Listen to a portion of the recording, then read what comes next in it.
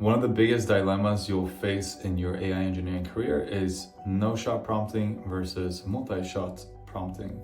In my RAG course, I talk about my struggles of building CondoGPT, which is basically an LLM-based system for helping real estate investors and agents buy and sell condos in Miami. And the difficult part here wasn't the implementation of LangChain or Python or interacting with the SQL database. It was engineering the right prompts. You see, usually the more examples you can give to a prompt, the higher the accuracy of the results being what you intended, right? Great, so let's just add as many examples as we can. Now, the problem is when you get into real AI engineering, you're working with a lot of prompts and a lot of data. You need to make an assessment because the more examples you inject into the prompt, the more tokens you're sending to the LLM. And when you're doing a lot of prompts, you need to optimize them all because prompts cost money. Here's where the trade-off comes in. Do you want a more accurate result, but more expensive? As an AI engineer, one of your jobs is also to optimize the cost efficiency of your application. This is actually what I really like about AI engineering is it has a kind of direct focus on optimizing costs compared to other software developer roles.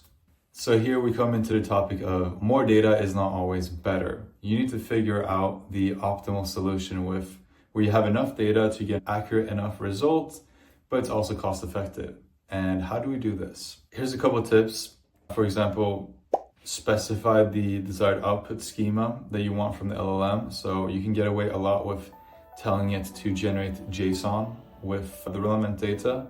We all know LLMs love to yap and write a lot more than they should to get the point across. So if you can specify, hey, just give me this data in pure JSON, it'll give you only the values and you'll reduce the amount of output tokens a lot. At the end of the day, most likely you want to use JSON anyways, because then you can transform the data more easily with Python, for example.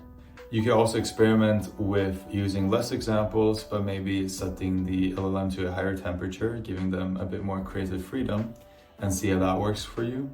You can also regex out unimportant characters from your prompt. So for example, if you have HTML code you're injecting dynamically into each prompt, you can regex out the HTML and just spit out the text. Or if you have regular text, you can just regex out hyphens, stuff like that. It doesn't really add to the document itself. This is of course if you have really large documents, it can make a difference. And prompt engineering is a very important skill to learn here. First of all, whatever prompt you have, give it to an LLM and ask it to refine the prompt. Tell the LLM, hey, this is a prompt I'm using for my application. It's doing this. And I'm feeding this prompt a bunch of times to an LLM. How can we optimize it to achieve this outcome? You can also try to experiment with using different and smaller models that can cut down your costs as well without having you to reduce the amount of shots or examples. What I find useful is you can give the LLM a role. For example, I have this travel application called TikTrotter, which is basically like infinitely scrolling off the beaten path travel destinations. And I have a bunch of Wikipedia articles with travel destinations. And I tell the LLM, you're a seasoned explorer with a talent for uncovering hidden gems around the globe. Your mission is to summarize the location in under 300 characters. Here I'm also giving a limit on the output, which is great for limiting output tokens. And you need to emphasize the relative location, the most unique or important features, why a traveler should visit. So I'm giving precise instructions here. What exactly do I want to get out of this prompt? This is very important. But you'll find is when you give the LLM a role, it will also kind of like spark that creativity inside them, which can really up their creativity, so to speak. You can also encourage the LLM to do chain of thought processing. This is very useful, for example, with math problems or logical problems where you'll give it step-by-step instructions. Break down the task to simpler steps. So first of all, to solve this math problem, first identify the relevant variables, then apply the formula, and then finally calculate the results. That's a kind of a very basic version of it, but hopefully you understand what I mean here. And adding at the end of your prompt, let's think step by step is a good way to kind of encourage this chain of thought processing.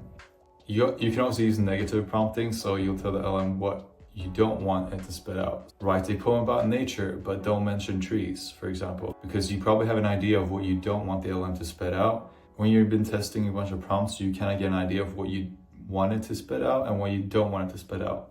I hope these quick tips helped you with this dilemma of should you use more examples or should you try to keep the cost down as you're building AI engineering applications. Ultimately, the goal is to find a sweet spot where you're content with both the price and the accuracy.